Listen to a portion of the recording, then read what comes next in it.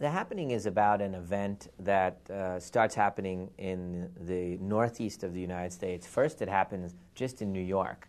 And the main characters, played by Mark Wahlberg and Zooey Deschanel, live in Philadelphia, which is where I live. And they hear about it, and they're like, oh, that's weird. What is that about? They think it's terrorists. And they're trying to go about their normal day. And then it happens in Philadelphia. And then it happens in Boston. And then it happens everywhere around them. And they realize they're trapped in this area of this incredibly horrific event where this airborne toxin is doing horrific things to people, making them do horrific things. And they're trying desperately to get out before they get affected.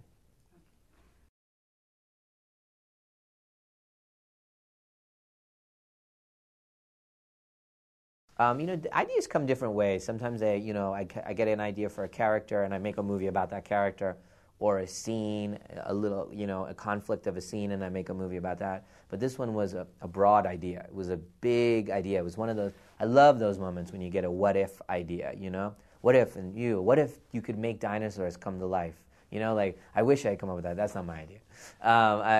Those kind of big ideas. And this is one of those big ideas, and I was like, oh, this is so cool. And then I thought about, okay, what could the characters be and things like that, and I put them in the process. And I got this idea driving on the road on a highway from Philadelphia to New York and all the trees lining the highway.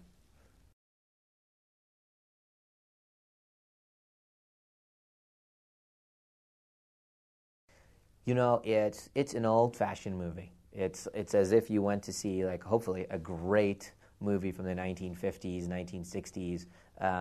Its fathers are the Invasion of the Body Snatchers, the original, the Night of the Living Dead, The Birds. These are kind of the archetypes of the movie. It's made in an old-fashioned way. The CGI is all buried.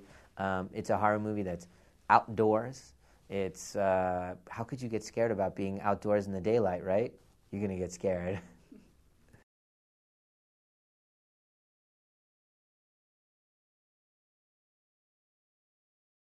Ooh, that's a good question. I always remember the emotional scenes, when the characters are going through something very traumatic and they're expressing their love for each other. That always stays with me, You get teary-eyed watching the actors as they react, and you feel so proud of them, and because they've become such close friends. And when you call cut and the crew is all emotional, those are really touching moments that you kind of take away with you after the experience is done.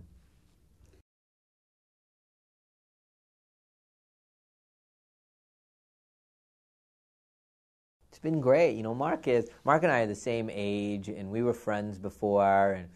And I love what's happened with his career. I love the kind of actor he's become. And as the script kind of came clearer to me, I really said, oh my God, this could be Mark. I should call him. I called Mark. I never called him for work. So I called him up, and I've hired his brother before in The Sixth Sense. I've hired our mutual friend, Joaquin Phoenix, before. So basically I was hiring everybody around him, and he was like, what's going on? What's wrong with me? And so I called him and I said, hey man, what's going on? You want to do a movie? He's like, I've been waiting, let's go. And I said, it's kind of like The Birds. And he's like, ooh, that sounds good. So I sent him the script.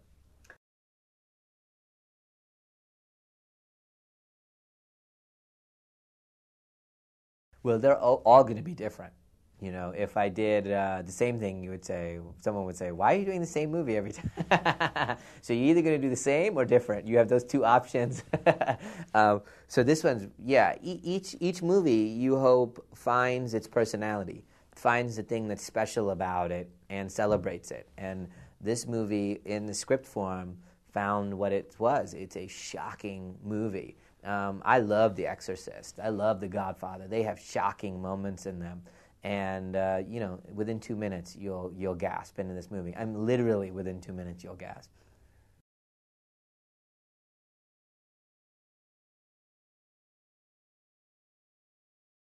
A roller coaster of reactions. No one going to the bathroom. Not a lot of popcorn being eaten. You see the physical reactions of people jumping and giggling. The humor kind of causing people to laugh nervously, and then emotion. and then hopefully during the credits, contemplative quiet, where they're thinking about something at a deeper level than they thought they would.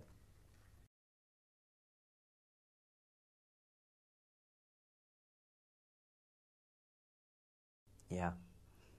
I do. There's all small versions of it happening in a lot of places, and they're starting to write about it everywhere. And probably after the movie, they'll start writing about a lot of them.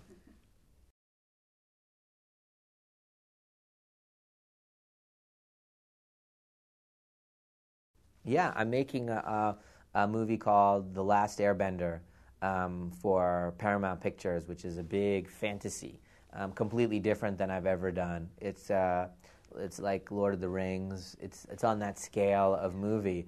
I'm terrified to do it, but I'm very excited as well.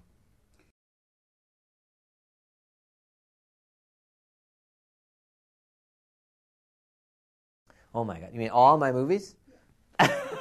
We'll be here half an hour. How did you have?